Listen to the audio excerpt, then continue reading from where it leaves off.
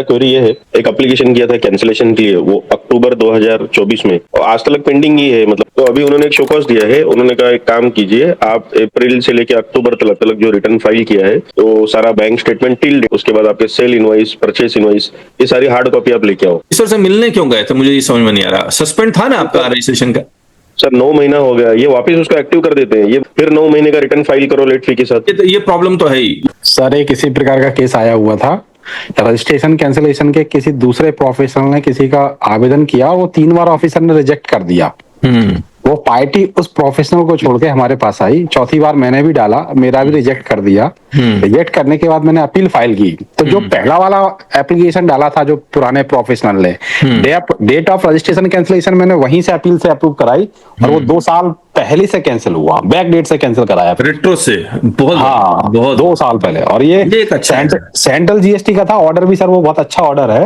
मैंने कहा कि मैंने सर 2 महीने पहले 2 साल पहले डिक्लेयर कर दिया कि हमें आपके स्कूल में नहीं पढ़ना, और आप हमारा एडमिशन नहीं काट रहे हैं, हमने फीस भी जमा नहीं की, तो आप क्या हमारा नाम लिखे रहेंगे क्या? ठीक ठीक ठीक। और उसने कैंसिल, हमारा अपील अथॉरिटी ने 2 साल बैक डेट से कैंसिल किया फिर।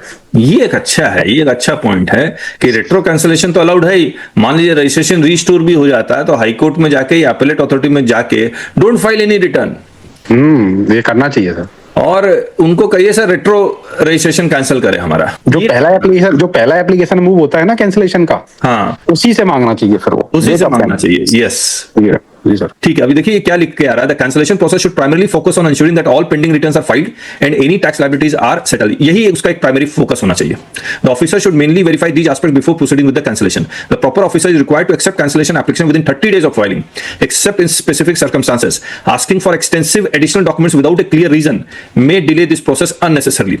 The cancellation procedure primarily involves the following steps: filing the application, ठीक है, while the officer has the authority to seek clarification or additional information, this should be done through a formal notice REG 03 within 7 days of application submission। तो ये भी एक point उठा सकता है कि 7 दिन के अंदर करना चाहिए था, आपने 7 दिन के बाद 9 महीने बाद अगर आप मांगेंगे तो कहां से लेके आएंगे? The taxpayer then has 7 working days to respond with the requested information.